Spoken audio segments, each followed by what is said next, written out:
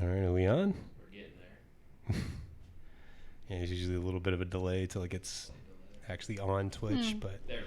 there you go. We on? Yeah, we're on. All right. Welcome to another Sour Source podcast. First guest ever. This is exciting. This is actually pretty cool because I remember a couple years ago we had talked about like starting a podcast, and it's finally coming into fruition. Everything's coming together. Why don't you go ahead and introduce yourself?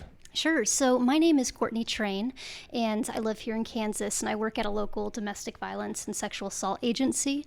And my role there is I serve as a victim advocate, and then I specifically work with teens who've been exposed to domestic violence or sexual assault, dating violence, or kind of any type of trauma. And so I run this mentoring program with them, and for several of the youth, we've reached 1 year. So it's like a little 1 year celebration. Yeah. So I'm always taking kids out to like ice cream and Congratulations. Chinese food this Friday. And so working with the youth, also working with their parents, trying to build that bond like after they've left the abusive situation. And then I do a lot of education and training on abuse and trauma. Sure. Yeah. So, like, what exactly is it that you do though? Like Yeah, so day to day, I'm usually working with clients or survivors, and just like listening to their stories, doing fun activities. And my job working with teens, I'm actually really lucky. Like I literally just get to color and like take them for like job exploration. So next week I'm taking a kid to the police department because she wants to be a law enforcement officer. So we're going to sit down with law enforcement and just talk to them about what does this job look like? What are the pros and cons? Like, what do you love about your work? And then I'll help them like visit college campuses if they're interested in college. And then just talk about relationships and dating and sex and anything that maybe they're not having a supportive adult talk to them about. And are these kids like wards of the state, or are they like just in kind of underprivileged situations? Like, is it vary from kid to kid, or how is it? Yeah, so it kind of varies. Most of the kids, or all of the kids, are low income. And so a lot of them, they've been through our emergency shelter. So what that looks like is if you're in an abusive situation and you want to get out, you can come to our shelter and you can bring your kids, and then we help you get back on your feet. So like we'll help you find a house, get health insurance, like all the basic needs. So a lot of these kids, they've either come from that or their parent recently just got their own home and they're trying to get back on their feet.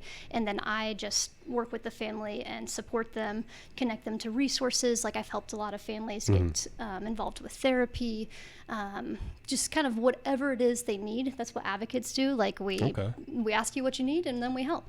And then with my program, research shows that the most beneficial thing that you can do for a child who's been exposed to trauma is to connect them to caring adults, like healthy, supportive adults in their life. So whether that's the non-abusing parent, a mentor, a teacher, just anyone who can connect with them. And so I'm serving as one of those big resilience pieces of like, you know, I'm consistent in your life, I'm healthy, I'm supportive. Yeah, and that's like invaluable to a kid growing up. Certainly. I love it.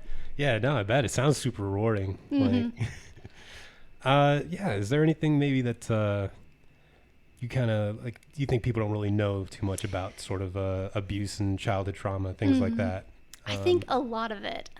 People don't understand. We can start anywhere from just understanding abuse in general. And so a lot of the times abuse is so complicated and there's so many layers. Usually people who get into abusive relationships, they were in dysfunctional households as children, both victims and perpetrators. Yeah, it kind of shapes what they view as normal. And so they sort of accept kind of... Yeah, this is normal. Love is fighting, it's yelling, it's name calling, it's guilt tripping, it's dependence where we only can have each other and no one else. And those are all things that are incredibly toxic and unhealthy. So they get into these relationships, and kids, it's usually when you're about like 12 years old or to late adolescence. When you start dating, you form what you view as a normal relationship. And so if you're in an abusive home already and you start dating and your boyfriend or girlfriend is already starting to be a little jealous, a little controlling, a little possessive, then that's going to set the stage for the rest of your relationships. So it's like, we see adults in these domestic violence situations and we think like, oh, they just got into this bad relationship. No, this has been years, pattern, years in the making of being vulnerable and being exposed to that. Yeah, luckily I didn't date in high school, so luckily, yeah. I missed that. What would be like a minor form of abuse that a lot of people wouldn't think would be a form of abuse, but really kind of is, and really is detrimental to like a teen's development? So there's something called emotional blackmail, which is essentially any time that you pressure someone, that you use fear, obligation, or guilt to get someone to do something for you. And a lot of times we think that's love. So for example, like you want to go hang out with your friends, and I'm like, no, like I just love you so much. I want you to stay with me. And your friends, I don't know, like I don't really agree with them. They're going to get you into trouble. Like just be with me. And so it comes off as flattery, and I think that's what young people and adults are confused about. The number one warning sign that someone's going to be toxic later on is that severe flattery, because it turns into manipulation. Like they are putting you up on a pedestal and just saying how sweet and amazing you are, and now all of a sudden you look around and you're completely isolated. Like you no longer hang out with your friends or your family. You're so dependent upon this person because they've made you feel guilty about seeing anyone else, about talking to your friends. And so again, people think that's normal. And yes, to a degree, when you get into a relationship, you are spending a lot more time with your partner and you're probably seeing friends and family a little bit less. But once you realize that your partner's getting angry or jealous when you're spending time with your friends and family, that's when it's like, oh crap, we've got a problem. Is there sort of like a telltale like line where it's like, this is okay, but this is when it gets a little bit too far? Or is it always just kind of a nebulous kind of gray area? When I work with teens, they really push me against this idea of jealousy being a warning sign of abuse, because they're like, no, that's good. I want my partner to be jealous. I want them to be protective. And so I tell them, okay, so the line is when you have to give up a piece of yourself. Like you have to change something about you. So because they're jealous, they're saying, you know what, you're so beautiful. I just don't want you going out anymore. I don't want you dressing like that because other guys or girls, they're going to look at you and that's going to make me feel uncomfortable. So when you have to change something about you, so now you're changing how you dress, you're changing where you go, you're changing who you hang out with, just anything, that's when it's drawing the line. Like your partner can say like, you know what, I'm feeling a little jealous right now, and that's okay. It's normal. It's a healthy, normal emotion to experience jealousy. Like there's nothing wrong with that. But when you start to put your jealousy and insecurity onto your partner and demand them to change, that's when it's a problem. Yeah, I mean, you can't really help how you feel, but you can definitely help how you express it or what you do with that feeling. Because I think everyone's been there. Everyone's always been like, oh man, like I don't really like that my girl's spending time with this particular person. But it definitely, I guess we could all benefit from maybe taking a little bit of counseling and learning kind of how to healthily express these kinds of feelings, is there like I guess maybe because a lot of times people don't want to admit that they exhibit toxic traits. And I know that especially when I was younger, like 18, 19, I was definitely a little bit less laid back than I am now, especially because I've grown and kind of learned about it. But is there anything that like you think people should do or could do to maybe break from, or to even acknowledge like their own personal well, first, anytime that you have some issues of jealousy within yourself, like recognize that. That's huge. Like, okay, I'm feeling jealous right now. And what that means is you have some past either trauma or a rejection or just something that you've experienced maybe as a child or in a different relationship. And so your jealousy and your insecurities, those are your problems. Those are your, holes and voids. And you can't expect your partner to like fix that for you. You have to go to therapy. You've got to work on, okay, what is going on inside me that I'm creating an emotional reaction to my partner, like wanting to hang out with their friends. So doing a lot of self-reflection of, okay, I'm feeling this emotion, what is triggering it, and how is it making me respond, and how I'm responding, is that being, hurtful or helpful to my partner? So I've done a lot of self-work since I've started working at a domestic violence agency. And sometimes it's like, God dang it, because it's embarrassing because Yeah. I didn't realize like how unhealthy sometimes I've Sure. been in relationships. So some things, you know, for myself that I've worked on just recently, like my partner, he'll usually pick me up for lunch, and anytime that he couldn't, he'd be like, hey, something came up at work, I can't pick you up. I used to send a message back like, oh, I'm so sad. Oh, this is awful. And then I was like, what the heck are you doing? You know, you're making him feel bad about something that he can't control. And Sure. so I've changed that. So now when he says that to me, I just say, okay, have a great, I hope it goes well. Love you. Go ahead. But you know, when is it okay to maybe tell your partner that you don't feel like you're getting enough attention or you're feeling neglected? Like, you know, at what point does it become toxic? Like, because I think that most people probably have that feeling every once in a while. Yeah. But yeah, at what point does it become like a toxic trait? You know? I was just say, because even in that example, you know, a lot of times people bring it across as like being playful, like, Or maybe if messing you're with you know. Yeah. if you're like too blasé about it, like that you don't really care if your partner sees you or not. You know, like I feel like you run the risk of making them feel like they don't like matter. Like, oh, she doesn't even care if I go to lunch with her or not. Like, Yeah. so I guess there's probably like a lot of like eggshells that you have to kind of walk on. And I think that makes sense because you're dealing with another person's feelings and stuff too. So you should probably be more cognizant about what you do. But I guess it's just hard to kind of navigate them. Yeah. Like, when it's okay and when it isn't okay. So I think it's always okay to tell your partner about your feelings. And again, like I said earlier, the difference between healthy and unhealthy is when you feel a certain way and therefore you demand your partner does something different.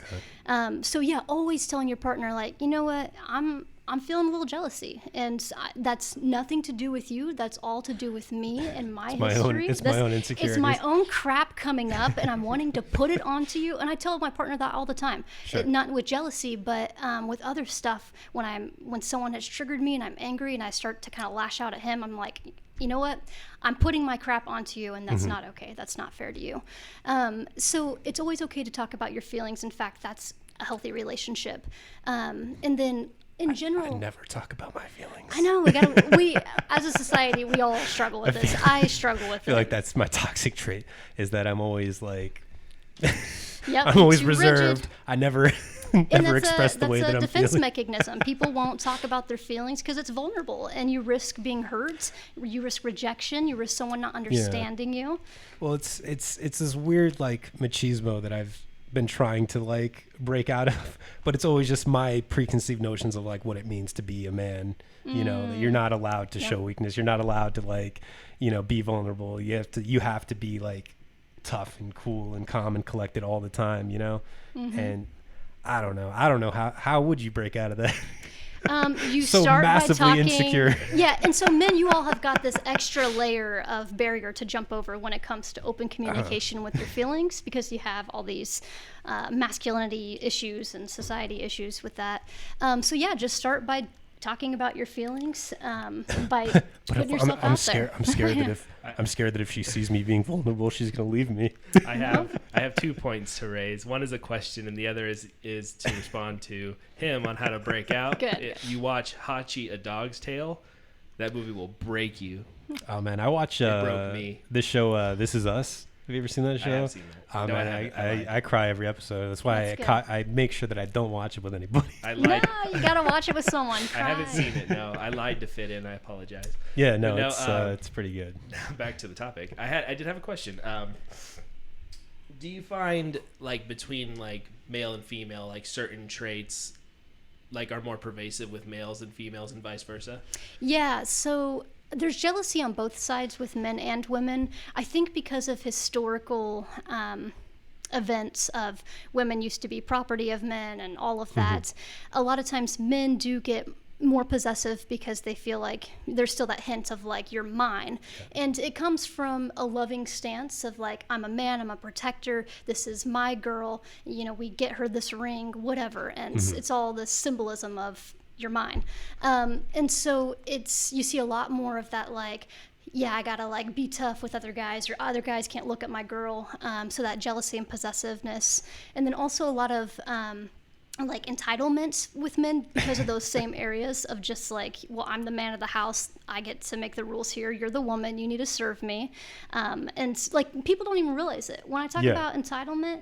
I finally understood it. So I come from a privilege as a human, so with my dog, I'll be walking her, and when she doesn't do what I want her to do, I get angry, and so I'll snap the collar, and I'm just like angry with her. I'm like getting short, getting mad, and then I feel bad because I'm breaking my dog's trachea, and it's awful stuff. I hate colors. Anyway, so then I'm like, I'm so sorry. So it'll never happen harness. again. Yeah, I got the harness too. And so I finally realized this is how men with these viewpoints feel. It's just like, it's my right. Like, I'm not trying to hurt you. This is just, I have more power than you. Yeah, it's kind of like the Dave Chappelle joke from his newest special. Have you seen it yet? I've seen the first half. He's talking about like gay men in the driver's seat of the LGBT community. He's because white men are in the gay community.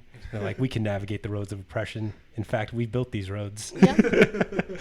So a lot of people, definitely a lot of men especially don't realize that like feminism benefits them too, because Totally. I've seen a lot of like men's rights activists where they'll put up like negative statistics of men about how like more men commit suicide, men, die younger. But More these, men go to prison, blah, blah. Yeah, but these are also impacts of like historic patriarchies of like the notions of what it means to be a man, to suffer alone, to let these problems like build up inside you to the point that you do kill yourself. Yeah. Like they don't realize that these are also problems with our traditional like ideas of what it means to be like a man or a woman. Yeah, So- and men are more likely to be physically violent, more likely to commit sexual assault, so any type of physical violence. Yeah. It goes hand in hand. Like, men were taught to be soldiers. Men, are taught to be strong and muscular. And so while that sounds like a positive thing, like, wow, we're so tough, that also can lead to violence. Yeah, well, there's, like people like hear the word like toxic masculinity and they immediately get defensive, like masculinity is a bad thing. And it's like, no, there's a difference between toxic masculinity and just masculinity, And there's certain traits that are considered traditionally masculine or feminine that I think are positive for everybody. Something like being hardworking has always been considered like a masculine trait, but I think it would benefit everybody to be hardworking. Being assertive has been considered like a masculine trait, but being like compassionate and gentle, these are things that have been considered historically feminine traits. But I think that the world would be a better place if more people were were And I these believe things. like every person, no matter your gender, you have masculine and feminine traits, and so embracing both of those. So sometimes you want to be a little more in control, and that's typically a masculine trait. Or sometimes you need to receive. Like, you can't, if you're one of the extreme, it's going to cause some dysfunction for you. I was gonna say you should probably get close to them. Oh, sorry. Yeah, I'll start talking and moving. No worries. It's just dancing away. Yeah. Yep. But yeah, absolutely. And then there's sort of like toxic masculinity is things of like possessiveness, of aggression, of these negative traits that have to do with masculinity. Not that masculinity as a whole is a bad thing, So definitely people get defensive when called out on certain things. You see it a lot with like racism. Or like white privilege, like even those words are enough to like get people upset and defensive and like, hitting back of like, I'm not privileged. I've worked for everything I had. And it's just like, well, that's not what privilege means. It's not accusatory. It's not blaming. Like, it's not your fault that like, it's not a bad thing to be a male or a bad thing to be straight or a bad thing to be white. It's just that historically these are traditionally positions of power over other people, and you may not have like directly benefited from it, but like societal wise there comes perks to being considered the default. you know Yeah, it's like there shouldn't be a reason not to deny that things can be fixed to make it more equal for everybody else. That's what it always was to me. It's like nobody's saying anything to you because you're white. It's because there are certain pervasive issues that haven't been corrected and won't be as long as if we don't not acknowledge them. acknowledged. Yeah. Just like, like a good example is like that picture that was circulating the internet a while back that where I think it was a Texas elementary textbook, and under the Trail of Tears, it was defined as when the native tribes of Florida were relocated to Oklahoma. Like, and that's all it says. And it's kind of painted in a it's like and like not a it happened. negative, Yeah, or when they along. tried to change the name of like the slave trade to like the transatlantic trade. So yeah, there's certain We know things what that you're can't- doing. Yeah, it's all kind of done to sort of whitewash history and make it downplay all of our faults and like upsell all of the good things that we've done. Yeah, our And- history books, they only paint any time that we've really succeeded. So you don't hear anything Yeah. about the labor movement. Like, Yeah, keep that's going, but- always like hilarious to me is that people like hate unions. Like people hate them, and it's like you don't realize that like working conditions used to be trash. Like it, if you don't like have a strong union, then you really don't have any power over people like your boss, because Like- you'd be easily replaced. Solidarity is what gets things done. I seen an infographic the other day, like people don't like dislike unions hardcore, especially where we are here, you know, being in a right to work state, and our state ranks like 47th in pay scale for what you could be if you were in a union. And it's like people don't get it. Like retail workers, I've always said, I was like, why Yeah. are you in a union? Yeah. You're destroying yourself for 7 1/4. Like, what are you doing? Yeah. No, it's funny because when you work these jobs, you have to go through orientation, and they'll make you watch like videos, and every one of them has like a section on unions. Because I worked for like a fast food place, and I worked for Walgreens, and both of them had like a section where it's like if somebody comes in and asks you if you want to unionize, you tell them to get out of the store. That's crazy. But Yeah. And I don't blame people, you know, for being afraid to unionize, because it's like it's our individual responsibility, but that's not cool. Like, it's not cool that we live in a system where like you have to risk your job, Right. your livelihood in order to, you know, To- make a yeah. decent living and be protected. Like, yeah, and there's the idea, like people always say, like, well, you know, in this right to work state, it's your job to negotiate. It's like, yeah, that would be fine and dandy if I could negotiate. yeah. Yeah, well, like what are you supposed to negotiate with when you don't really have Yeah. anything to bargain with? Yeah. You know. Exactly. Like it's like you go into any trade job and you're like, they're like, all right, you know, that question always comes up. It's like, what do you expect to be paid? And you tell them, and they're like, yeah, this is what we start at. Have a good day. Yeah. So That's crazy. We got a little off track, but Yeah. we'll go back to what we were talking about earlier. You were asking me for women, what are some common characteristics? With the women, you do see a lot more emotional abuse, just because women's like stereotype wise can get away with that, and they can say things if they're in a relationship with a man like, you know what, who's going to believe you? You're supposed to be tough, you're supposed to be manly, and so use that against them, or say like, you're supposed to be the breadwinner, like how awful and worthless are you? yeah, actually, I did have a girl say that to me in a fight once. Oh no.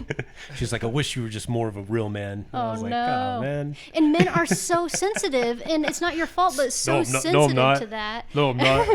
To this idea of what it means to be a man. And so like women, if they're trying to hurt you, then they can use that against you. But Yeah, that's another thing that you know, people don't realize, that like men do get physically abused oh yeah, a decent amount as well. and a lot of the times that's never reported because there's so much shame for men. Yeah. It's like, what does that mean that a woman assaulted me? Like, that's not possible. We don't hear about that. And it does happen.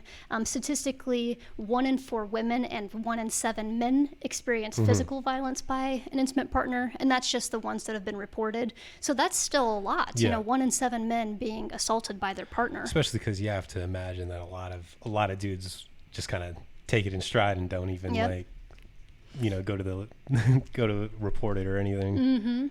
And some other common things that happen that people don't necessarily realize is abuse is stalking. I know when I say that word, you're like, oh, well, yeah, that's a felony crime. Well, some people don't even know that. But like a lot of partners. Is it really? I didn't Yeah, know that it was stalking a felony. is a felony. That's awesome. Huh. I'm happy it is. Yeah, no, definitely. So like partners will put apps on each other's phones, and with teens, because I do a lot of work with teens, they think this is so cool. Oh, is Yeah. that considered stalking to do?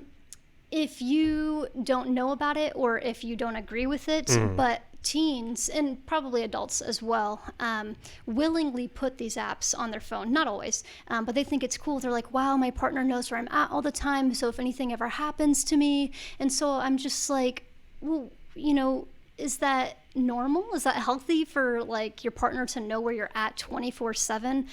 My partner, like some of the kids I work with, they'll say like, my partner will make me stay on the phone with them the whole night so like they can hear me sleeping, because they need to know I'm okay. And I'm like, Okay, you in a healthy relationship, you have a right to privacy, space, and freedom and independence. And so when it's that constant, sure, it's like if you don't really look at the app and it's just an emergency situation, you pull it up to see where your partner is. It's like, okay, but if you're using it to keep tabs on your partner, that's when it's abusive. Yeah. And it's almost like, if you don't even trust your partner enough to like have agency, it's like, what are you doing in that relationship? Like, So a healthy relationship requires trust. And so you have to trust that your partner is, making choices that are beneficial to themselves and to the relationship. And if you don't trust, then it's just an unhealthy relationship. There's no way of getting around it. You can try to address that and work through it together. But if you just can't trust, and that's what people will say, they're like, well, my partner's cheated on me before, so to make it up to me, I have to know where they're at 24/7. And I'm like, well, that's not how this works. Yeah, if you want to take somebody back after something that they've done wrong, and I don't think that that's like inherently like you can't do that. You can't take a partner back after they cheated or anything like that. But to do that, you have to kind of forgive them completely to the point that like you don't bring it up. You don't you don't pick at it when you're in a fight, and you don't use that as an excuse to sort of be intrusive in their lives, because then it's apparent that you haven't forgiven them. You haven't really gotten over it. And some people that might make them angry hearing, like you have to forgive your partner, but you're absolutely right, because if you don't, then you go to emotional blackmail, which whenever you're mad at your partner, you're not getting your way, then you bring it up. Yeah. And now you're forever, the partner's forever indebted. And that's not a healthy relationship. Yeah. Like obviously if your partner has violated that relationship, you have a right to say how it makes you feel, to take a stance. I'm not okay with this. We need to figure out if we're going to be together, we got to work this out. So if you choose to be in this relationship, I expect you to go to counseling. I expect that you be honest with me for the rest of our relationship, but it's your choice. I'm not forcing you. If you don't want to do that, then I can't stand that emotionally. So it does get tricky because you feel like there's a little bit of control, but you still are saying, here's my boundaries, and I got to know that I can trust you, but without stalking you, and I'll never bring this up again. Like I'll never harass you or make you feel bad about it. Yeah, anytime there's sort of like an unhealthy power dynamic, where it always feels like one person has all of the bargaining chips and one person's always kind of working to make up for it. Like that never seems to be like a healthy relationship. It's probably why like celebrities always like date each other and don't like date a fan, because it's just like, they like worship you, and that's not healthy either. Not healthy at all. Anytime there's like an unequal power dynamic, it's really hard to have a healthy relationship, because someone always holds the power. And so it's hard for you, if you have less power, to set your boundaries, stand up for yourself. Yeah, I can see that. Definitely. And I mean, just to bring up sexual assault, like that's a huge issue. Is if you're in a relationship, a sexual relationship, it's really important that you and your partner talk about what are the power dynamics that we have. Like, is someone older to someone? Is there a race or a gender issue? Obviously, most relationships are hetero, so there's some type of gender thing going on. Are you my boss? Are you my pastor? What does that look like? And so just acknowledging it, because that can be considered sexual assault if someone has more power and pressures you and is coerced into it. Like they don't want to do it, but and that's always kind of a weird thing that I've found, is that like most women will have a story of being, if not outright assaulted, but definitely like harassed but like no man will ever admit to doing something like that. But it's like at a certain point, it seems like everybody's lying. I know, right? And so a lot of times sexual assault does not look like what we see in the movies of someone, violently raping you or assaulting you, which yes, that does happen. And it's not always like a stranger. It's usually someone that you've built a relationship with. It's a close acquaintance, a family member, a friend, your partner, someone that you trust who's now taking advantage of you. Yeah, I think that people in relationships need to know that it is still okay to say no. You know what I'm saying? Like no means no, as far as like, if you bring somebody home from like a club or something, like that's obvious if you tell them no. But like a lot of people will tell their partners no, and then their partner will just kind of try again, and eventually you just kind of give in, even though you're not in the mood. Like people need to understand that like it's it's still okay to not want to sleep with your husband or wife. Like, yeah. And that creates a lot of problems in the relationship, to pressure your partner or to make them feel bad if they're not in a situation to give sex. And then for you, if you're that person who's just like, oh, I don't want to do this, but I feel obligated, like you are hurting, like your brain, I don't know how to describe it, but it implants these body sensations and emotional memories that these feelings of like inadequacy. Yeah, inadequacy, and sex equals shame equals pain, whatever it is. And so the next time that you have sex, you might be, stressing out, tensing up, and you don't even realize it's because you kept on going against your body's own values, and you gave in and said yes when you really didn't even want to. So definitely, if you want a healthy, sex life, then if your partner says no, just say, awesome. Well, maybe I'll go take care of myself. Let me hit up the bathroom. Yeah, for a little bit. That's cool. And then when your partner says yes, it's like, yeah, let's celebrate this. This is awesome. Yeah, definitely. And I guess that's another thing too. Is I guess you probably should, be with somebody with a similar sex drive to you. Or yeah, it's hard. Be like sexually compatible, because that's definitely like a thing that I've seen a lot in like divorce statistics, is that like an unhappy sex life has always been, one of the top 5 reasons for, marital issues. So, I believe it most definitely. Yeah, that's a huge piece to the relationship, is the intimacy, and everyone has different levels of interests. And it can be, for people who really want to have sex and their partner keeps telling them no, that creates shame, because they feel rejection every time that they ask and their partner says no. And then, the partner who's saying no is probably, feeling awful and beating themselves up emotionally, because they're like, so I'm now inadequate. 2 people are unhealthy. Yeah, and so everyone's struggling. It's a hot mess. Yeah. So yeah, that's huge. I was going to go back to like when sexual assault happens, usually happening with like friends or people that that's part of the reason why it's so confusing and complicated, is because like the victim in this situation is feeling like, it's so much denial of like, this didn't happen, I trusted this person, or they're justifying the situation like, okay, maybe I did want this, maybe I sent out some wrong signals, they would have never done that. Maybe we've slept together before, so like it's okay. So we make up all these justifications for what happened. And so a lot of times victims won't even acknowledge that they've been sexually assaulted. It'll take years, sometimes even decades. And it sounds crazy because even like child sexual abuse victims, they will think, until they're into their adult life, like, I must have wanted this. There's something wrong with me for... Well, and this like, it might be a misconception on my part, but I remember reading somewhere that a lot of people who sexually abuse children were sexually abused as children. Is that like a real thing? Yeah, so there is a correlation. But just because you're sexually abused, I'm definitely not saying that you have to do it. But yeah, it's a risk factor. That's what we call it. Okay. And so not all people who perpetrate have been sexually abused. And not all people who get sexually abused do perpetrate. Yeah, but there is a correlation there. Yeah. And it obviously never justifies it. And sexual abuse is about power. It's not about sex. It's not about pleasure. It's about having power over another person. Yeah. Well, it's kind of a weird thing, because like, I was talking to a friend of mine, and she was sort of talking about how, when she would have relatives coming over, like her folks would be like, put on some more clothes or something like that.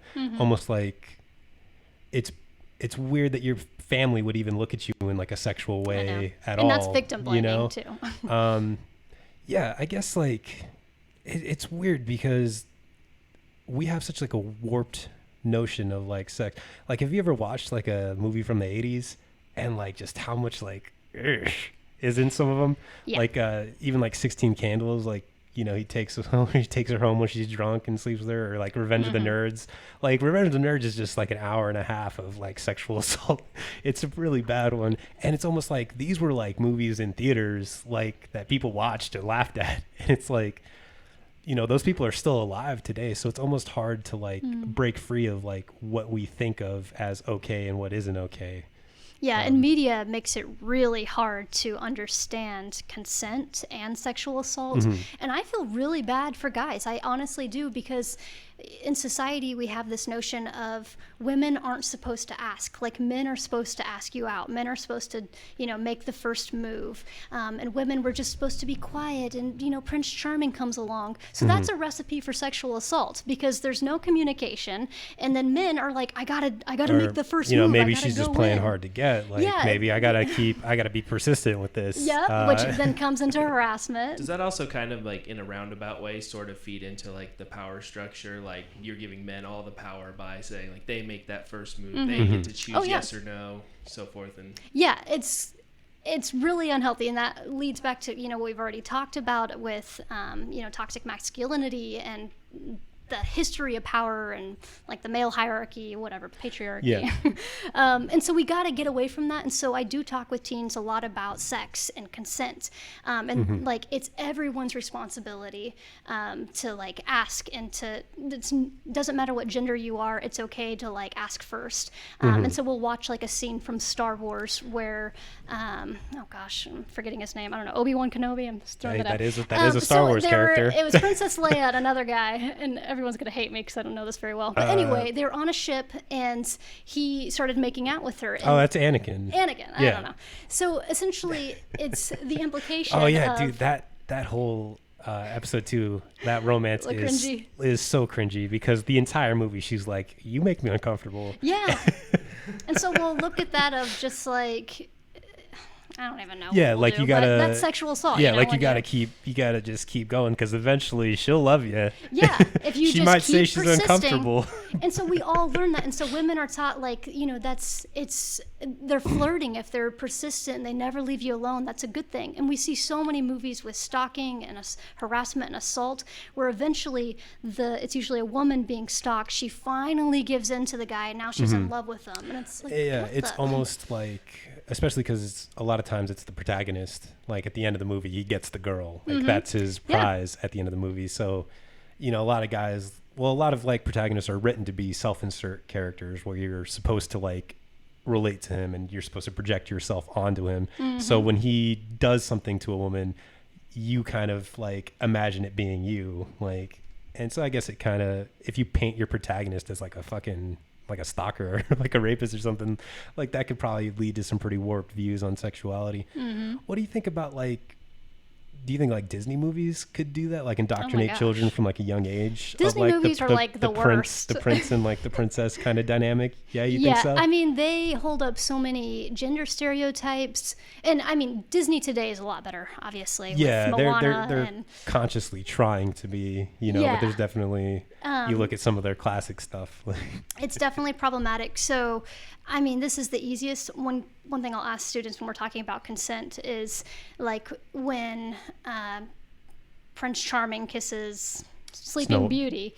Sleeping Beauty and Snow White. Oh. A lot of sleeping. Oh, okay. Yeah, a lot of sleeping women have been made out with in Disney movies. Yeah, it's not, and so we'll talk about that. It's sexual assault if you kiss someone, unless they're a parent and it's not sexual. If you kiss someone in a sexual way, that's sexual assault if they're unconscious or asleep. Yeah. And kids don't realize that, and like, we'll just watch a bunch of commercials and movies and shows, and we'll look at all of these scenes of sexual assault that we've been watching since we're kids, and we're thinking, oh, this is normal, this is what I want. Yeah, it's kind of always funny, because anytime like a cartoon will, like, kind of hint at maybe, like, a gay relationship or something, like, people will freak out and be like, you're not supposed to, like, sexualize children's shows. But meanwhile, like, that's all children's shows with heterosexual couples do it constantly, and nobody bats an eye. Yeah. So it's always kind of like, I don't know. Yeah, definitely it's just problematic. Double standards of what they think is okay and what isn't. I thought of a question earlier. Have you noticed an increase or, like, any certain trends over the last few years that kind of stick out that kind of wasn't prevalent maybe 10 years ago or so? There's a lot with technology. So a lot of harassment and stalking takes place via texting. Constantly, you have, like, instant access to your relationship. So when our parents were kids, like, you had the phone, you gotta, in order to get into a relationship, you gotta like call them up, and they got the cord phone, and it's like after dinner, and you slowly form that relationship. Now it's, you just meet someone and it's pretty quick and instant, bada bing, bada boom, here we are. And so not only are the relationships escalating quicker, and it's like you're able to send nude pictures very easily, and that's, expected in dating relationships, with that was not expected for our parents. And You'd then have to give Polaroids. yeah, I mean, you got to go to Gotta mail that Walgreens, back. you got to print it out, like it's a whole process. So we've made relationships easier in terms of like escalation of seriousness. And then because you have instant access to your partner, you can text them all day. So we have a lot of victims that I work with, their partner is texting them at work, getting them fired. If you don't respond to me, then I'm going to show up to your workplace. They're texting you during school. So you're being constantly bombarded by your partner and not getting privacy or space. So that's a huge issue. And then also with the stalking, which we've kind of talked about. And then that goes into human trafficking as well. Like, so much of trafficking happens online on the internet to recruit girls or boys or even adults. And so because you have that instant access with talking with anyone on any app, that you can be potentially talking with a perpetrator. Yeah, no, it's pretty scary. I seen an article one time a while back too that was talking about like one of the things that kind of gets people trapped in trafficking situations are like ads online, like make $500 a week from home, and Exactly. Is that really? Because I've responded to a few of those. Oh, great. So one person that I've worked with, she's an adult, and she was from the East Coast, and there was an ad online, or she met this couple online, and they built this relationship, and it's so easy to build rapport with someone online. Like, you think that you know someone within like 2 hours or 2 days. You're like, wow, I really connect with them, and you have no idea who this person is. And so they got to know all of her vulnerabilities, asked her about her life, her hopes, her dreams, just anything about her. And then basically they were like, you know what, we would love to help you out. How about we fly you all the way to Kansas? We pay for it. You come live with us, and like, you can work. They said they own a bank, like a banking business or something. Like, come work for our business. We'll help you get back on your feet. And for someone who is in a vulnerable situation, they're like, wow, someone is noticing me. They care about me. So she went ahead and did that. And as soon as she got there, they took all of her stuff. They took her to a hotel room, and they threatened her and basically told her, you're going to be selling sex now.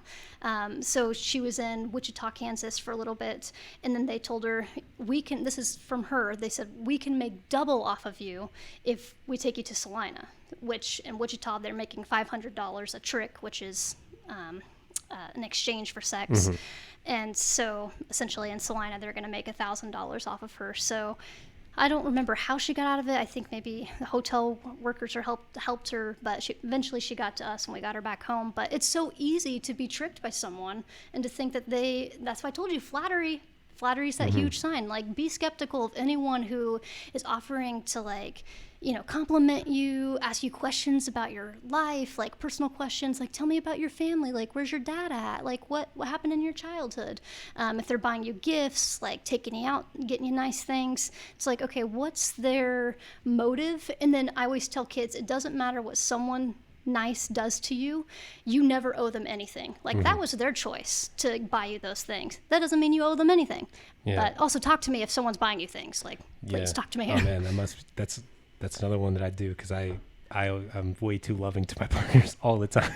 But there's nothing, if it's coming from a sincere place, there's nothing wrong with, flattering your partner. I have no and loving ulterior them. motive. I just, I really like somebody comes online and DMs you like, here's a $50 Amazon card. It's kind of nuts though, because I like your profile picture. Yeah. There are whole like gaps in my knowledge just because I am a dude, that like certain things I'm not like conscious about, or things that like, I treat as like, this is just a normal thing that I'm doing today. But like, women have a whole different view of like, danger than men do. Yeah. And it's unfair, and it's like, you don't want anyone to live like constantly watching over their shoulder or skeptical of everyone, but just try to use your instincts. Like, again, I tell people, like, take the compliment. Someone's complimenting you, but don't think that this person is up on a pedestal now. Like, don't think that just because they paid you a compliment that now they're your everything. Because so often, like, especially young girls, like, this older guy will give them a compliment and they're like, wow, we call it pretty eye syndrome. And so people actually, they'll do this in malls, especially in bigger cities like Casey and Wichita. There'll be a group of like 20-year-old guys who will just try to go up to any girl they can or group of girls and be like, wow, you have such pretty eyes. And they're waiting for just one girl to like stop and be like, oh, thank you. And then they're like, you know what, you want to hang out, you want to go walk around, and they're just trying to get you in. Yeah, it definitely seems like something that like childhood trauma could even make you more easily a target, because if you are like feeling neglected or that nobody pays attention to you and then somebody does, it makes it easier for them to have that kind of power over you. Yeah. So like with human trafficking and any form of abuse, we always say that it's the exploitation of vulnerabilities. So taking advantage of whatever voids you have, whatever past trauma, and someone trying to come in and say, you know, I'm going to fix this. I'm going to save you. I'm going to take care of you. I'm going to be the best person. You know, I'm not going to be like any of those other people. I'm not going to be like your parents. And it's just like, no. And that's, again, when you come back to healthy relationships, you don't want someone who's promising you the world. I know that sounds crazy, but you don't want someone who's saying, I'm going to, you know, you don't have to work a day in your life. That is a huge warning sign, because that's saying, I want you to be dependent upon me financially, emotionally, in every way. Yeah, that goes back to the power dynamic thing that we had talked about. Quick viewer question here. The pretty eyes thing you were talking about, is that specifically in relation to like trying to get dates, or is that more related to human trafficking? It could be both. So I'm talking about trafficking at this moment. So they're just trying to say anything to get your attention, and to get you to like go to their car with them. And like sometimes for some young victims, like they'll hang out and their friends are like, okay, we'll meet you back at this spot in 30 minutes. And then the trafficker will take them to the car, maybe sexually assault them and tell them, you know, if you don't want me to, or take their IDs or take a picture of them naked, like, if you don't want me to send this to anyone or tell anyone about this, then you better meet up with me next week. Or they'll just form that relationship and now you think this person's your boyfriend or your girlfriend. And then eventually they take advantage of you. So they're selling you this fake romantic relationship. But in general, I'm a big proponent of, if you're going to give a compliment, give a sincere compliment. Like complimenting someone's outer appearance, like that's cheap to me. I'm like, that's the flattery. I'm like, I don't trust you. Like, yeah, well, you didn't earn like being like pretty, you know. That's definitely like that's a good point that's too. not something that like anybody can like compliment you for that. Like somebody who actually knows you can compliment you about like who you are on the inside, you know. Yeah. And I don't want to discourage people from compliments, because that's awesome. You know, if you think someone has pretty eyes, let them know you have pretty eyes. And that's okay. And people are still going to be flattered by it. But just be aware if someone's saying that to you, like, just take it. But then remind yourself, I don't owe them anything. Like, thank you. I know I have pretty eyes. But a lot of times for victims that we've worked with, especially younger girls, they'll say, like, they'll make compliments. They're like, wow, look how pretty your hair is.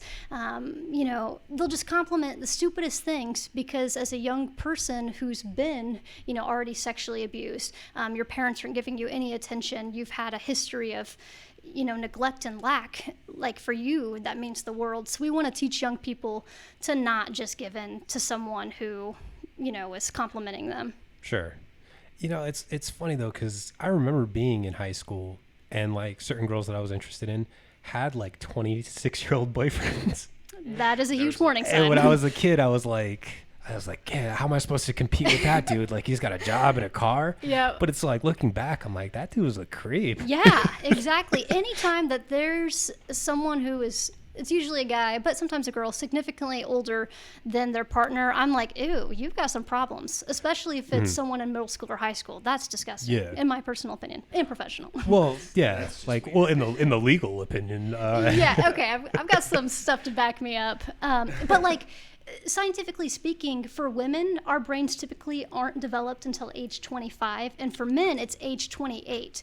And so, especially, sweet, I still got a couple more years. Yeah, I might not be this stupid forever. I know. And so it's like when you're, you know, getting in a relationship with a young person, like, they are not thinking clearly. They're like half brains. I don't know what the heck they're talking about. Yeah. So it's so easy to manipulate them. And every time you see even if it's legal, but like a 40-year-old guy and like an 18-year-old girl, it's still like, this is just That's a not sex. okay. This is like just a sex thing, because there's no way that this 18-year-old is like super insightful and giving you like, a new lease on life. It's like, no, dude, you're just sexually attracted to this 18-year-old. Like, there's no way you're having like scintillating conversations with them. Well, and for me, whenever I see relationships like that, that tells me that young person has been sexually abused. Obviously, I don't have any proof, but a lot of times when someone's sexually abused, they do go to older people.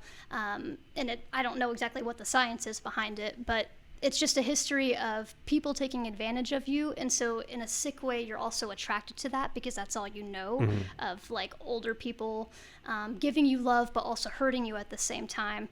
But just going back to the power dynamics, like that is an unethical relationship to have someone whose brain is not fully developed with someone who is. And so for me, it's like, I'm okay with a big age gap as long as you both are over 25 or something. Even then I'm like, whatever, but it's still a little icky to me. It's definitely something worth like side glancing at. Like, come on, man.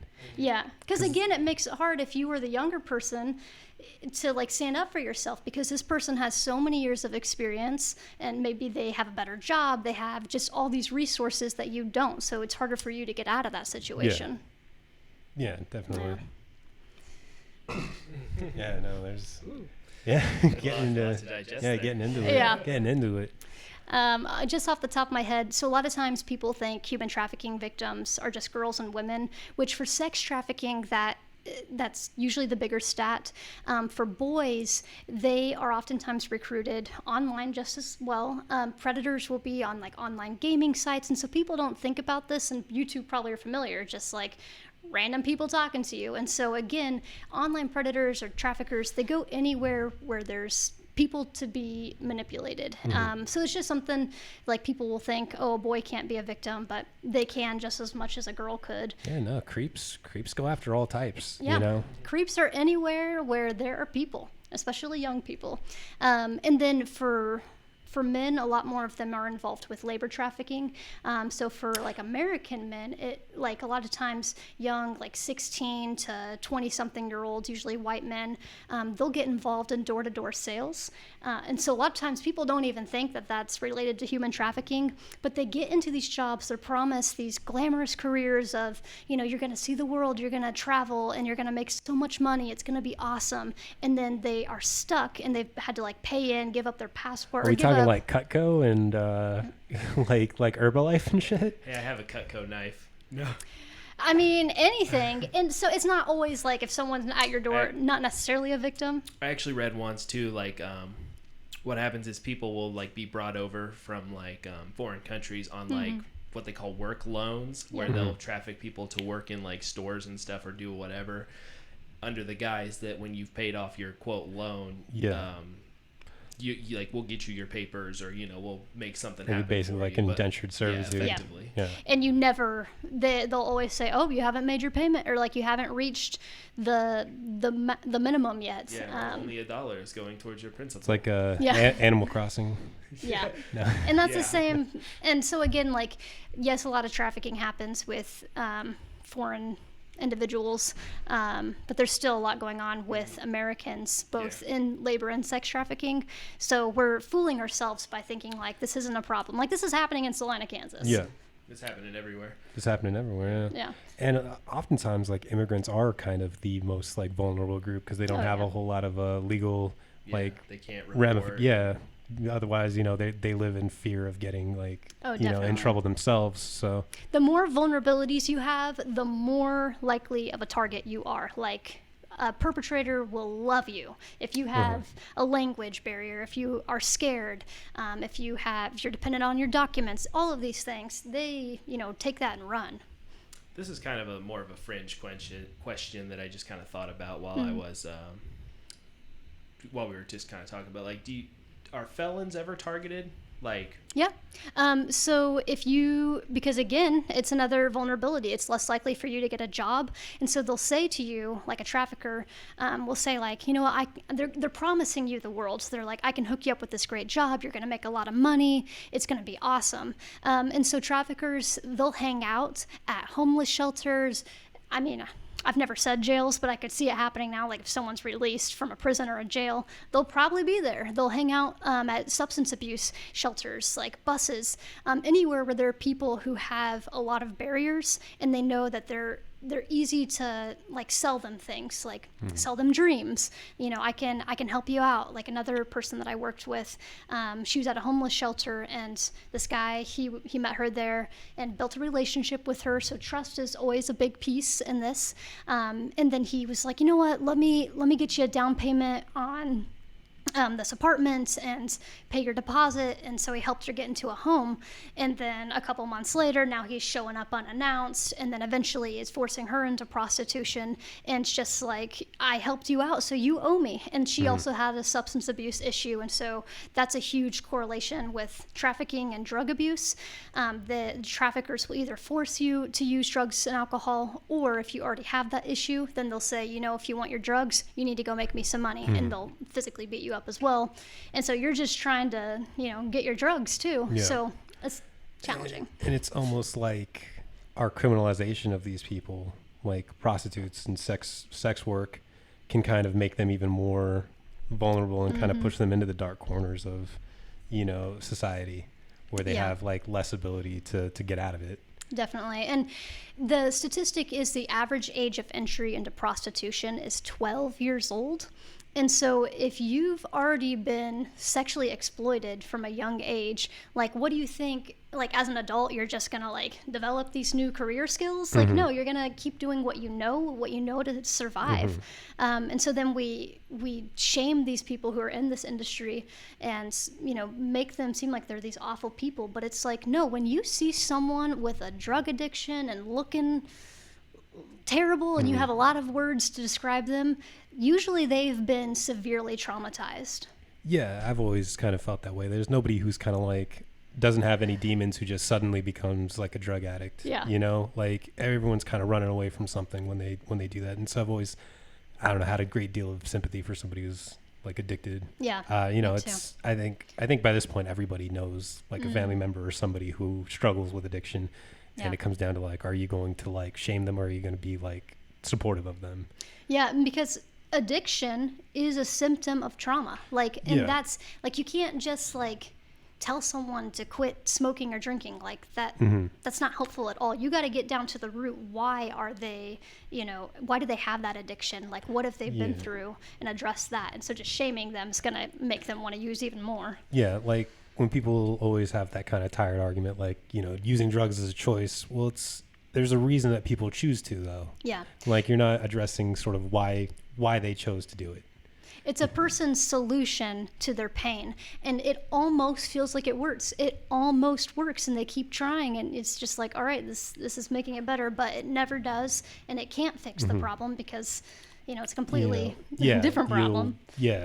Like, drugs are so good they'll ruin your life. Yeah. There's a joke that I think George Carlin said, or no, Louis C.K. said that joke. Yeah.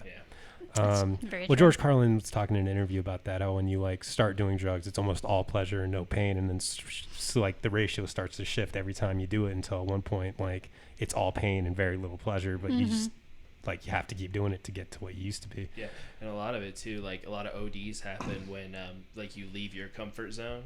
Like that's why a lot of ODs happen in like public places, because like being in an area like is part of the high. This is like especially like something like heroin. Then when you leave that area, you have to use more to get the same feeling, but more is actually a lethal dose.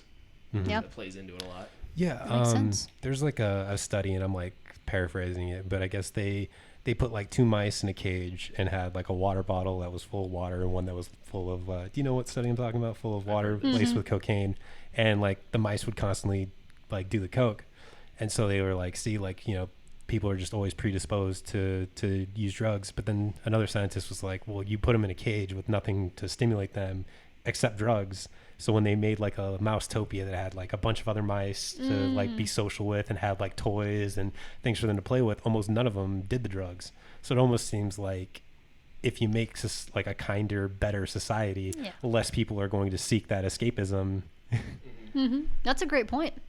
And, you know, these are all coping mechanisms to heal. And so if you have a positive coping mechanism, then you can use that. You don't need to go to Yeah, the sort negative. of maybe anything that's like addicting, you know, like if you constantly eat food to feel like comfort and you're like morbidly obese now, like that is a sign of some sort of trauma that you've been, you know, dealing with. Or if you play video games to the point that your like kid dies in the car because you weren't like so addicted to the game, like there's something in your life that you're escaping from in that aspect too. Yeah. So, are you going to say anything? I was, but Go ahead. I'll let you finish your statement real quick. Oh, it could get long. Oh, okay. Well, I was gonna say, what are some like we're talking about like using these things as like a coping mechanism? What are some like things you wouldn't think like people do in order to cope? Like, are there any like unexpected ones that could be coping mechanisms? A lot of times people don't even realize that what they're doing is a coping mechanism. So when you've experienced abuse or trauma or just anything that was outside of your control, then you naturally do something else to try to gain that control back. So a lot of times when people have been hurt or have experienced trauma, they start shoplifting, they start lying, they're using drugs and alcohol, they're manipulating other people, they're trying to control situations, they're overgiving. For me, I always am busy. Like, that's my coping mechanism. I give so much of myself and exhaust myself, and it's never enough. And so I just keep going. Workaholic.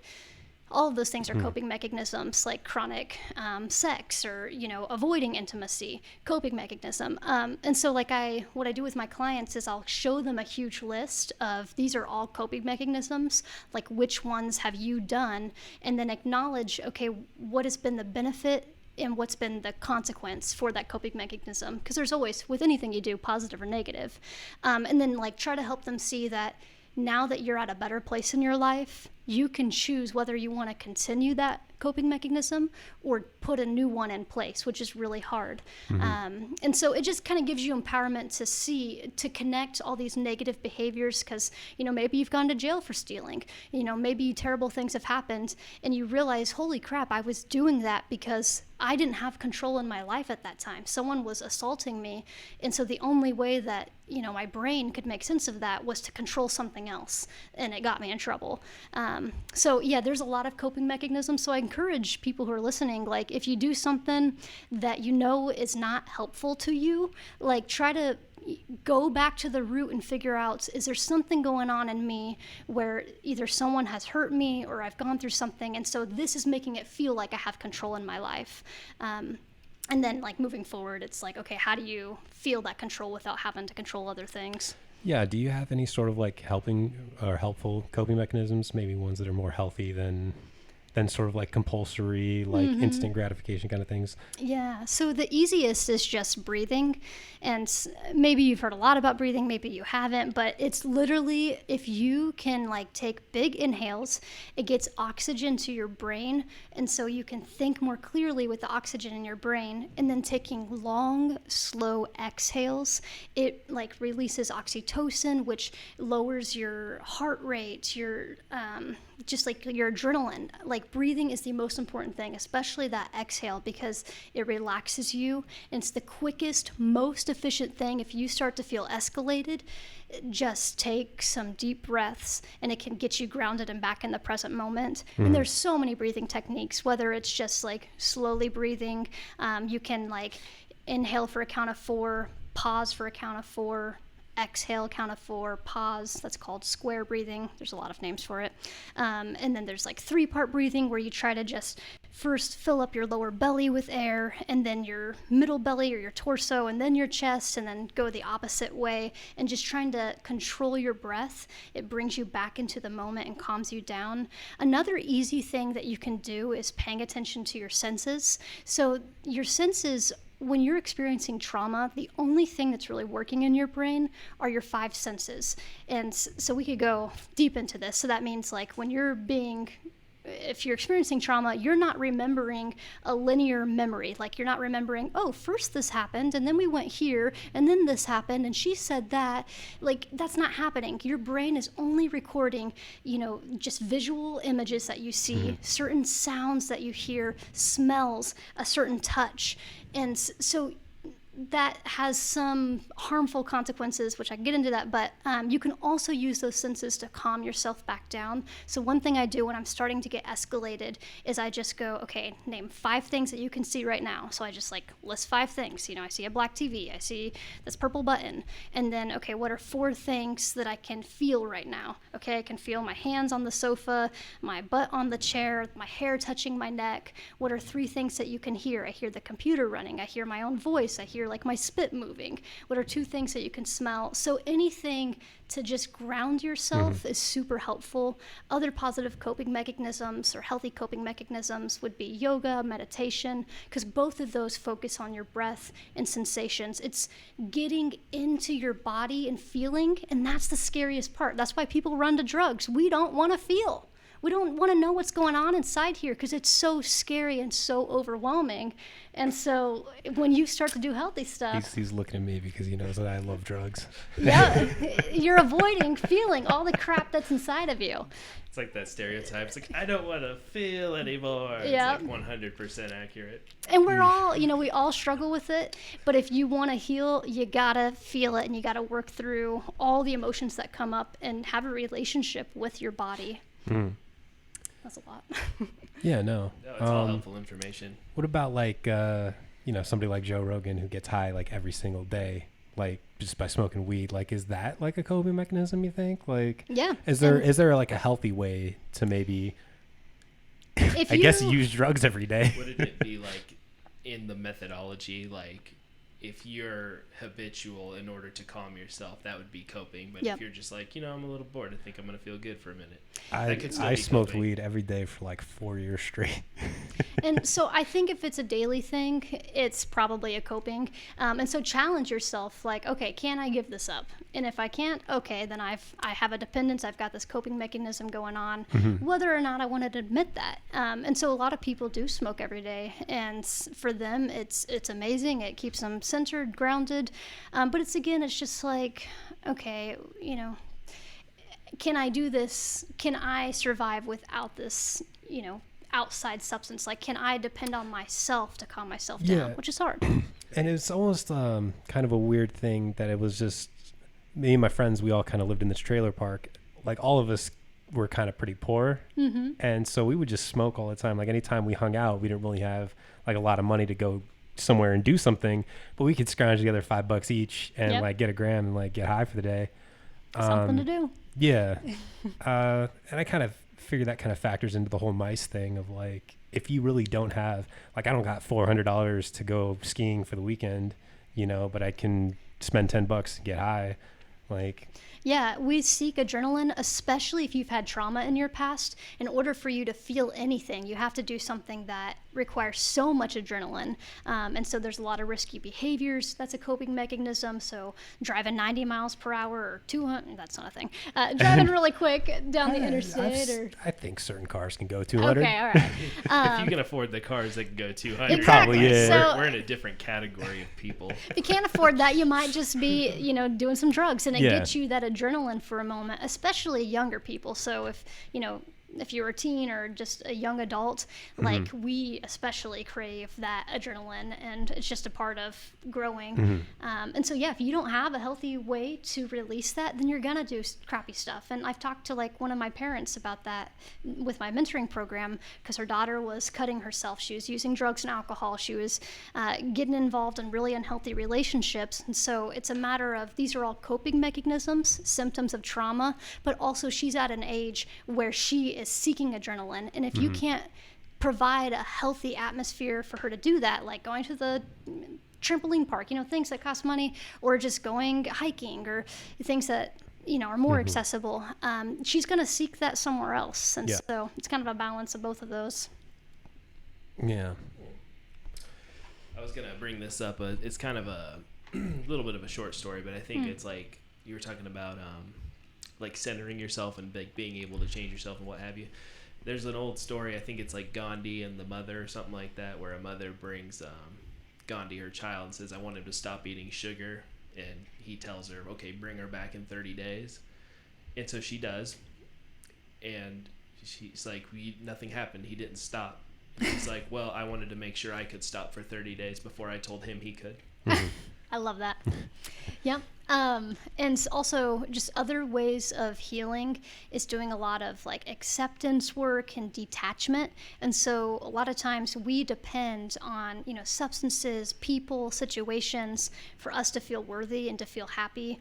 For me, my biggest struggle is like I put my worth in my work that I do. And so if I can't produce amazing work, then that means I'm inadequate.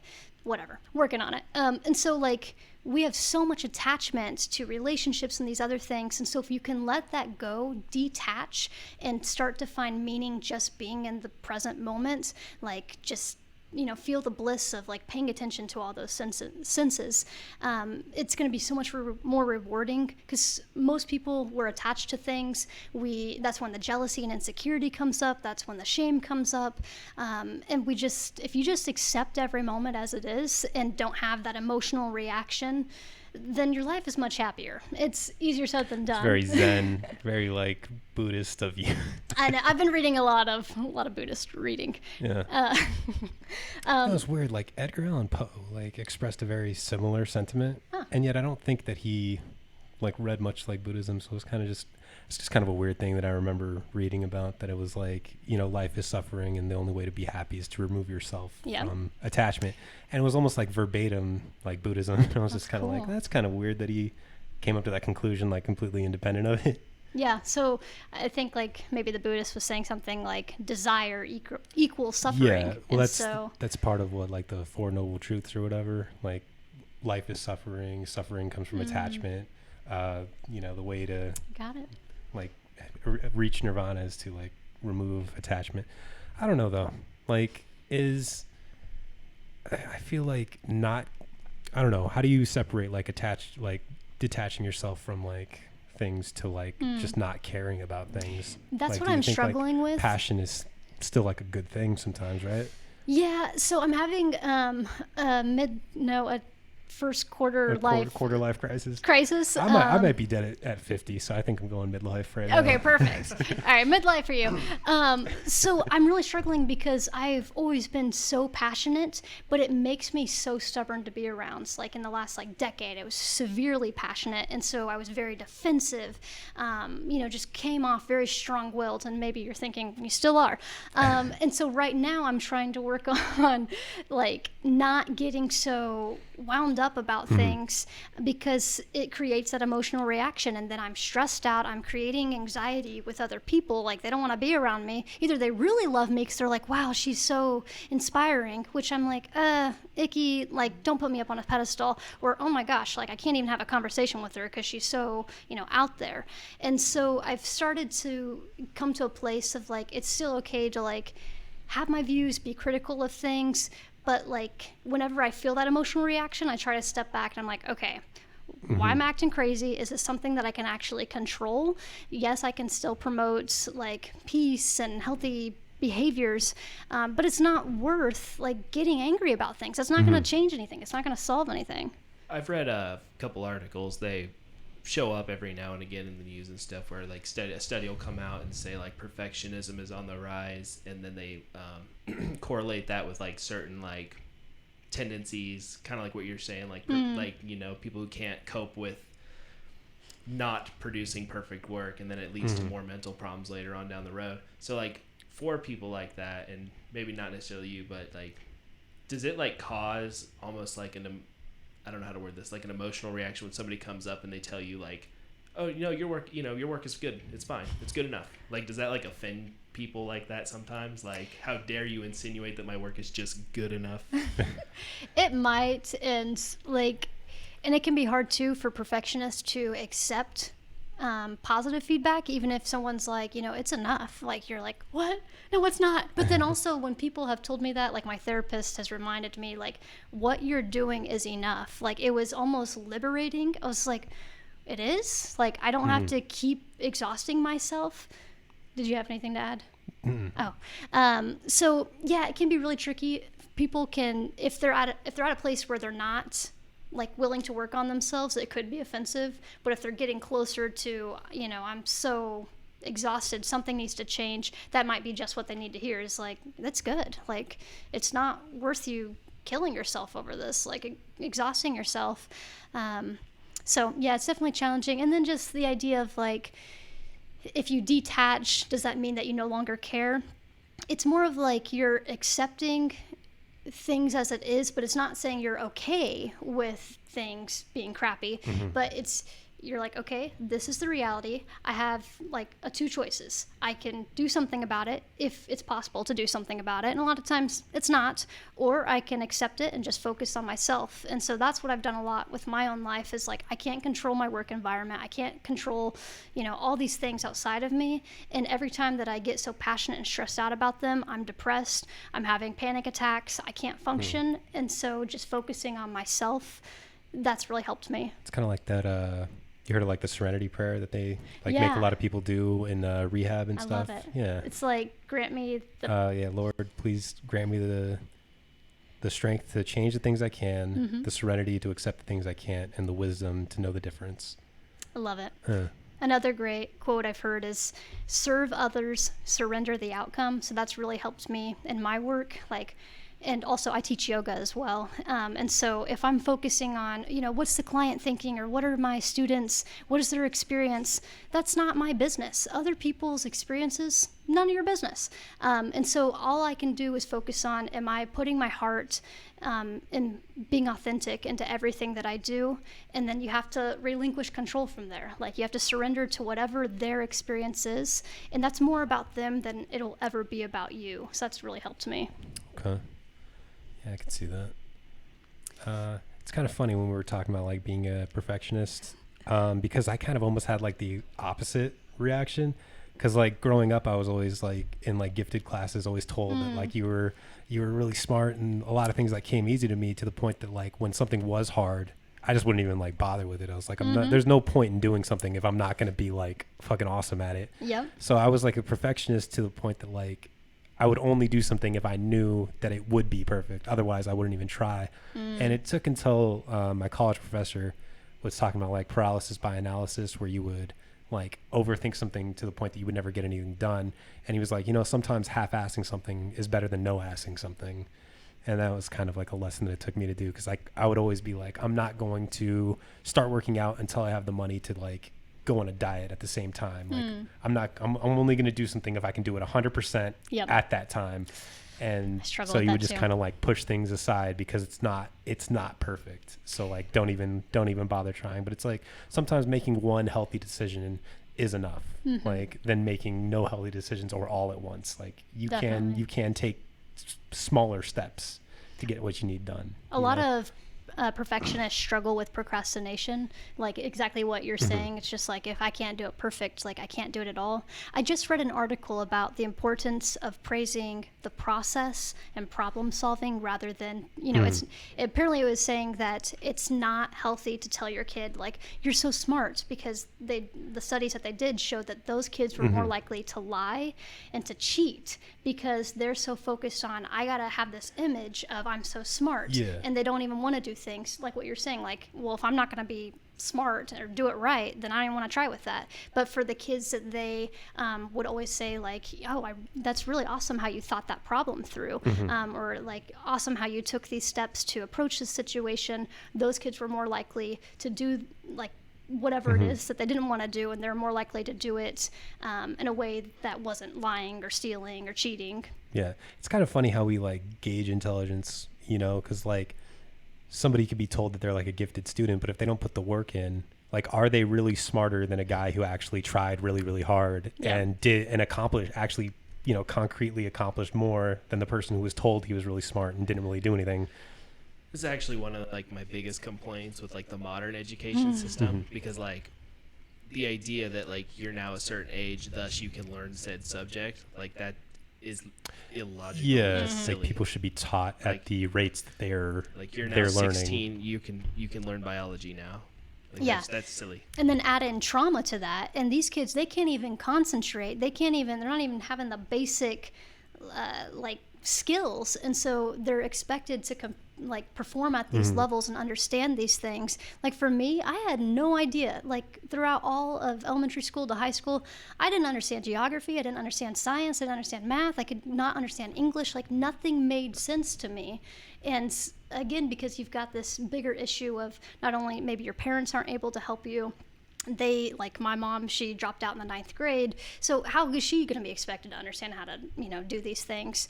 And I've just thought a lot about like ACT testing and then like English questions. I remember I'd read a question in high school, like one question, it had to do with like the Bible, and like it was trying to ask you like use the context clues to understand what this is saying.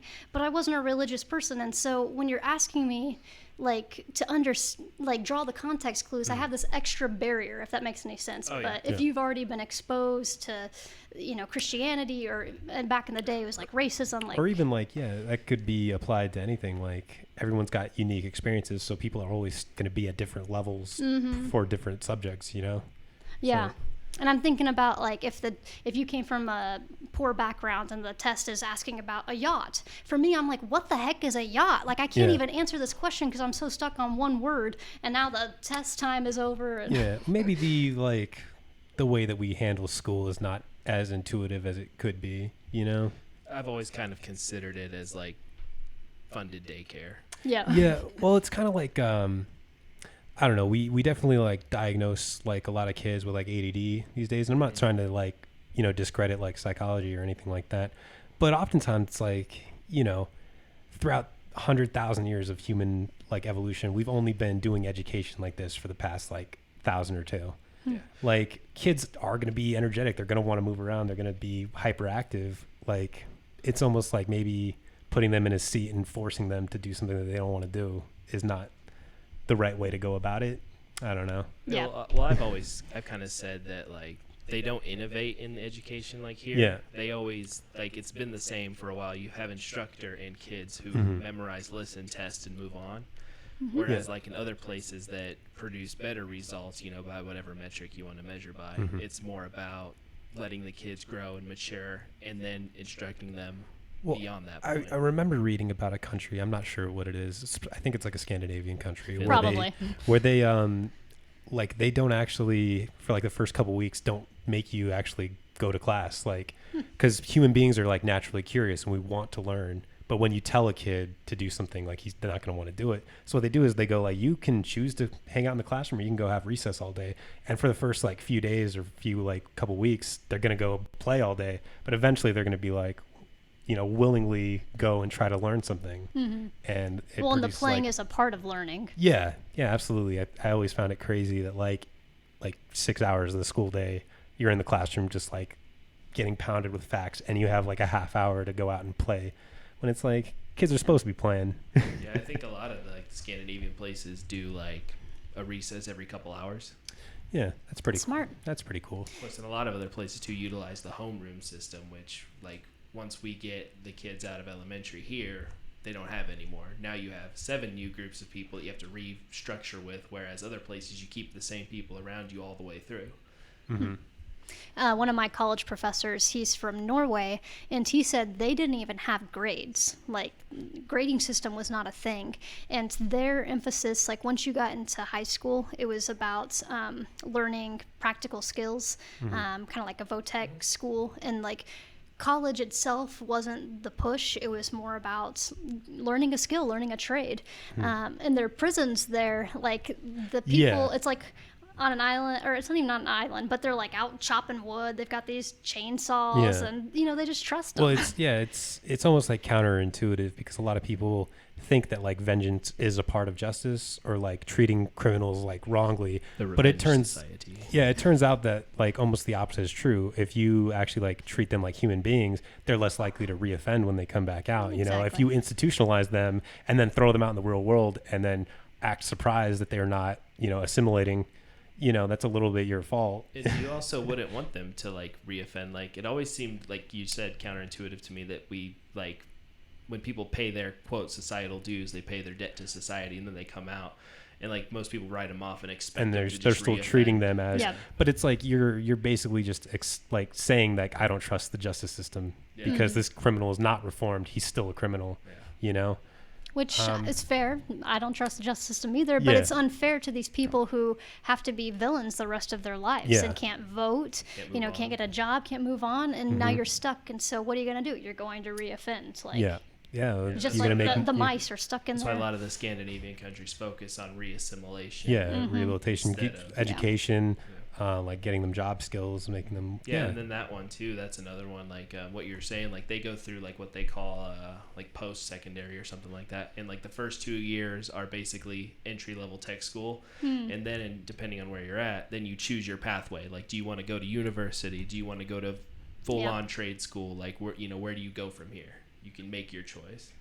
It's awesome. Because like I think Rogan said it on one of his shows several times. He's like, you're talking about like people's brains not being fully formed earlier, and it's like you're expecting them to make life-changing decisions when they can barely get up and go to school on at time. like 18, Yeah. you're gonna Yeah. tell them like, hey, like pick what you're gonna do for the rest of your life at 18, and it's like, well, shit, I don't even know what I like.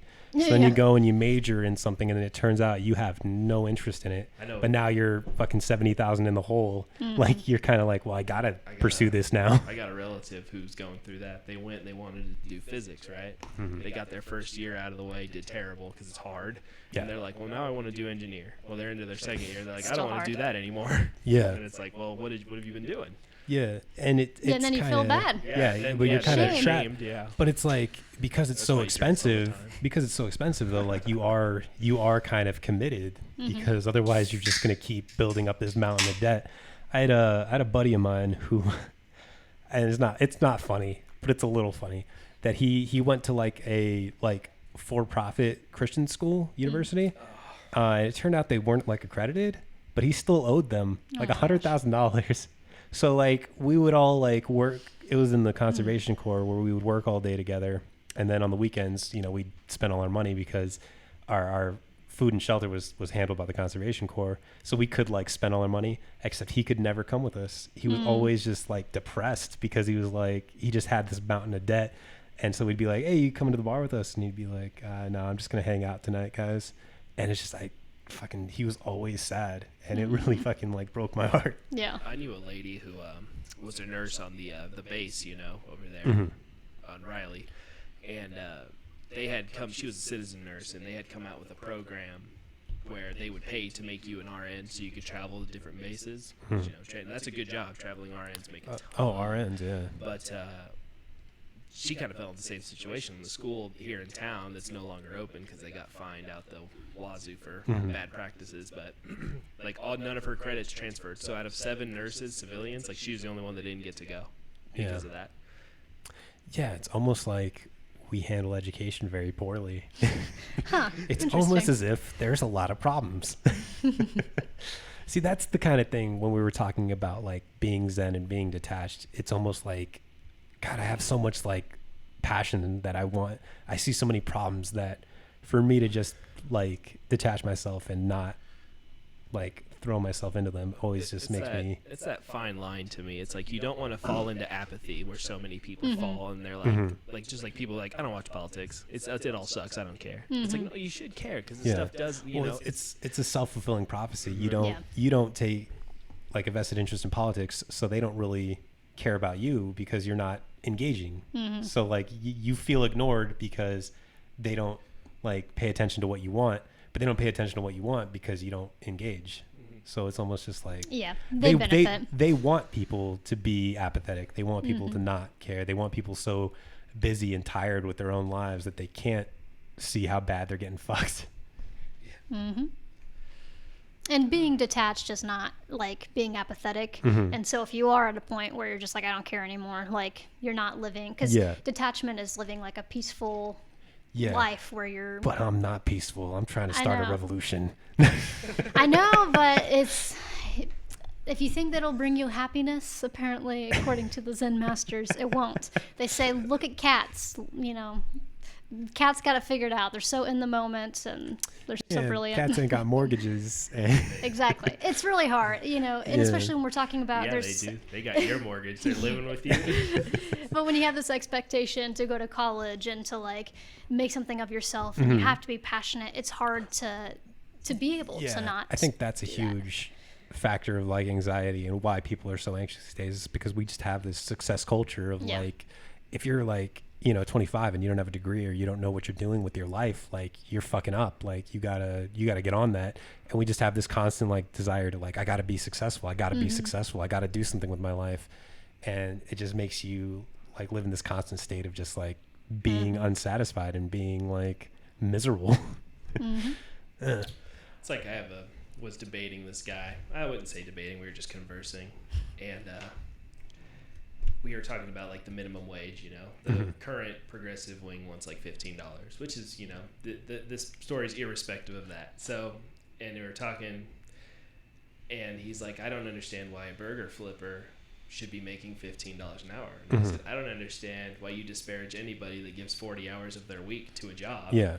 Like, they're still providing something to the society. Like, that's a sort of like mentality that benefits nothing but like the ruling class, is that like, as long as you're better than somebody else, like things are okay. Like we need somebody below us. And it's like, yeah, that guy should make $15 an hour flipping burgers. You should make more too. You know what I'm saying? Like they're always like, why should he make 15 flipping burgers? But I'm a firefighter and I only make 15. It's like, no, you're right. Yeah, you should. You should be making 30. Yeah, you should absolutely be making more money, man. No, dude, like, because a lot of my buddies are firefighters, and I'm a certified firefighter. Like, you do only make like $15 an hour as a wildland firefighter. The money comes in with all the overtime you get because you're working 16-hour shifts, but at the same time, it's still like your pay is $15 an hour, dude. So that did not have like your other benefits, like guaranteed and stuff like that. I'm sure. Like, was the healthcare it was in that situation? No, because you are seasonal. So it's actually really difficult to get hired on like permanently with the Forest Service. Like you'll work during fire season and then the rest of the year. What a lot of guys do is they'll work fire season and you'll make probably like $30,000 for like 5 or 6 months of work. And then the rest of the year they'll collect unemployment, like just hang out. I know construction workers that do that. Yeah. Some of them will go to school in the off seasons. So that's kind of a good idea to do, I guess. But yeah. Everybody should be making more money. That's not like, it benefits no one to like point out like, or to want other people to be held down too. Like when people are like, why do junkies get treatment for free, but I got to pay $500 a month for insulin? It's like, yeah, you're right, dude. Like you shouldn't pay $500 a month. Like you guys should both get your treatment out of the. This is irrespective of the junkie. You are paying too much. Yeah. Like it does. Like don't worry about him. It's kind of like. Another comedian said it. I think it might be Louis C.K. again. Probably shouldn't quote Louis C.K. so much, being that he's been canceled. But on his show, he was talking about like his daughter was like looking at her sister, and she got more of something than her. And he's like, you know what? You're only supposed to look into someone else's bowl to make sure they have the same as you. You can't look into them like worried if they have like more. Yeah, or that. Yeah, you should look at other people. They're all going through the same struggles, dude. Like. It helps no one to blame like the people who have the least amount of power for the problems of the world. It's like, you really think that like welfare queens are ruining the country? Like they have no power or no say in anything. Like the problems are bigger than that. Yeah, it's like this is kind of an interesting story. I'll get your take on it. So like I used to manage a convenience store it is a pretty big one. I had like 20-something employees and whatnot, what have you. And I was doing okay. Pay-wise, at least I thought I was. But my wife got a job at a restaurant as a shift leader and was making more than me, so that upset me a little bit. And one of my cashiers was like, I don't get why that upsets you. Is that a sexist thing? And I was like, no, that's not. It's like, I'm like logically a higher position, like I should be getting paid more. Like that seems a little silly to me, and that makes me want to go work over there. She's doing better than I am. I actually did read like a study recently about that though, that like something like 70% of men would be upset if their partners made more than them. So it is a thing. For you, it might not have been a sexist thing. But yeah, I mean, that makes sense that if you're working in a a position with more responsibilities that you would be making more. But like you all were saying, at the end of the day, everyone should be making the living wage. And like, it doesn't matter what your job is. If you're doing a job, you're providing a service, and people are coming to you. And like, it's respectable. And I'll apologize now if it did come across as sexist, but it had nothing to do with it. That was like, I've got 20-something people below. Like, I'm going to go do what she's doing and work less and get more. Like, that's the logical thing to do. To me. Honestly, I've never got that like sexist thing though. Like, if my wife made a good amount, like, I'd be a stay-at-home dad in a heartbeat. Yeah. Like, I don't give a fuck. Yeah. I tell her all the time, like, if you want to go to work, I was like, I will gladly stay home. Let's work on the podcast 24/7. You brought up anxieties earlier, and this is one thing I kind of learned about too, and I wanted to get your take on it, or see if you deal with it at all. But have you ever heard of like intrusive thoughts? Yeah, so I just kind of like every once in a while, like I'll be working and like something like ridiculous will come into my mind, and I'll be like, where did that come from? Like, do you get people that talk about those a lot, or does it kind of go like undiagnosed? That's not a good word, but like untalked about. I mean, yes and no. So people don't talk about it too much, but like I have intrusive thoughts all the time, and it's awful and terrible. But like, especially if you have experienced trauma, like that's a part of trauma and PTSD is you've always got these things coming in, and it doesn't have to be trauma related, or you don't have to have trauma to have intrusive thoughts. But yeah, I just will have the most sick, twisted thought come into my mind, and coming from the Zen side, it would, what you are to do supposedly is to just acknowledge it and just be like, okay, I just had that thought, and move on and not attach to it, not like obsess over it or like overthink it, but just be like, okay, there that was, and now we're moving on.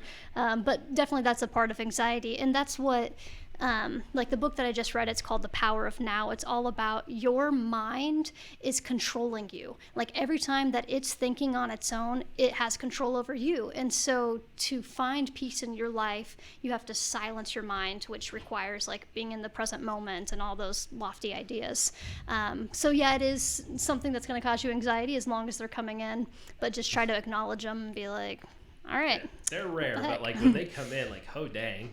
I think about I used to drive across a bridge every day in the morning at like 5 in the morning on my way to work, and I would always be like, I could just drive off right now. Yeah. I say that every day.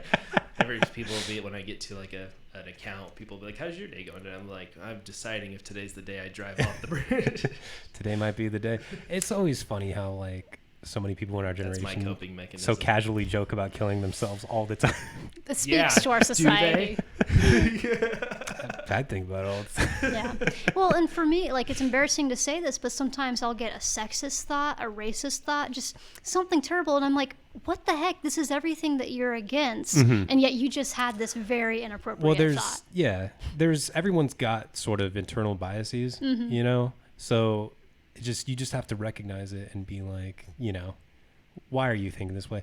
Like the idea to judge an entire group based on the actions of like, one or two people, because that was something that I ran into like a lot. I had a buddy of mine who got jumped by people of a certain race, and for like the rest of his life, like hated them. And it was like, well, dude, like just because those guys were assholes, like there are assholes of every color under the sun.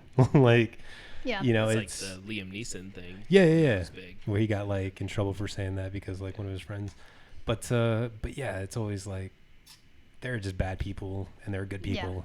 Yeah. Like, but I think a lot of people have those experiences, and if you're hurt by a particular person or group of people, then your brain does associate like, okay, this image means fear to me, it means like a problem. So we all have implicit bias, and it's not bad necessarily, it's just like you said, checking it, trying to figure out, okay, why am I judging this person or making these, and then being able to still make decisions and choices that aren't, racist or sexist, even though you have that implicit bias. Because I do it all the time, and I'm like, okay, Courtney, that wasn't fair, but I see, why you had that thought. And so, yeah, for someone who was hurt by a group of a certain race, for them, it is going to be scary. And so just slowly working on that and realizing, like, okay, they don't speak for the entire group. Not to keep quoting Louis C.K., Oh my but gosh. there's another. I think it was his SNL opening where he was like talking about like he doesn't have like a racist mind, but he has like a racial mind. Like if I walked into like a pizza place and there was like just 4 black women working there, I'd be like, huh, that's kind of weird. You know, unless the place was called like 4 black women pizza, but you like don't expect it. Or he's like, you know, if I'm like at a gas station around like midnight and I see a white kid in a hoodie, I go, oh, maybe he's like an athlete or something. But if I see like a black kid in a hoodie, I'm like, that's fine. It's cool. Like, yeah, no, that's Implicit fine. bias. That's how it works. And Yeah. and it's like you can't beat yourself up for having those thoughts, but just acknowledging, okay, that this is a bias, and Yeah. there's a racial The tone human to mind is so like inherently tribalistic that like, yeah, we're gonna have certain, like the most obvious thing when you meet somebody is their outward appearance, you know, and that doesn't even have to do with race, but like, you know, more attractive people, like you trust them more, like things, it's just like, you know, taller people are more like, you know, it's just weird biases that occur in the human mind, you know, but you just got to think logically about them. Like talking about like height, it just reminded me of the height supremacist from the league. You're a height supremacist because the one person, the lady, wouldn't draft any short players. Yeah, well, that's But, a thing though. Like something Yeah. like what is it, like 60 or 70% of CEOs are like over 6 feet tall or something like that. Yep. It's a weird bias that you have. Like you ever go on like a dating site, like so many women's profiles will be like, I only want a guy who's above 6 feet tall, you know? So yeah, these are just like, Discrimination. yeah, these are, and that's always something I try to do when I like try to explain privilege to somebody is that like just being like, there are so many different privileges. Just being able-bodied is a privilege, you know? And it's not, that doesn't mean it's a bad thing. Yeah. Like you shouldn't feel guilty over being tall or having use of your body, but you should acknowledge that some things are easy for you, you know? It's an acknowledgement that other groups of people Have, may need yeah, lifting, have or, struggles, yeah, you know, or that these things could exist, yeah, exactly. or do exist in most cases. Yeah. Yep. Clarify that one. Yeah. Well, I don't know. We're kind of, want to, yeah, We're at an hour and 40. We can. we can kind of wrap it up a little bit. I guess one last good question. I think. What is a good resource for people to like locate, say, a therapist, or like what you do to seek out help? Yeah, so there's all sorts of online resources. There's the National Domestic Violence Hotline. You can just go on there and it'll tell you like all the towns that have like resources. There's the National Human Trafficking Hotline, or Polaris. And so basically there's these national hubs, and I don't know for therapists specifically, but I'm sure if you just type like therapists in your city and town, it'll pop up like a list of some local ones. And then there's the United Way, which is a national organization. They try to keep records of all sorts of nonprofits. And so you could call the United Way, which is just 211, kind of like calling the police, 911, but 211. Okay. And they'll tell you, like you say, hey, I'm needing this, and they'll be able to look up like where that resource is and connect you to it. But yeah, Google is such an excellent resource. In Kansas, we have the Kansas Coalition Against Sexual and Domestic Violence, and there's a lot around all states, I guess. Awesome. Yeah. So then, seek help, guys. I've lost a couple really good friends over the years to suicide because of mental issues, and get help if you need it. Definitely. Yeah. Well, awesome. It's been a pleasure having you. Thank you. I hope you come some other time too, man. We'll chop it up. Maybe a little bit of lighter fare next time. 'cause it's got I'm always heavy. okay, I was gonna say it got kind of heavy, but awesome. I It's really absolutely appreciate a great having you for podcast. sure. Yeah, this Thanks was for good. coming on, and for everybody watching and whatnot, thanks for joining us tonight, and hope you maybe learned something. And we'll see you guys next time. Thanks.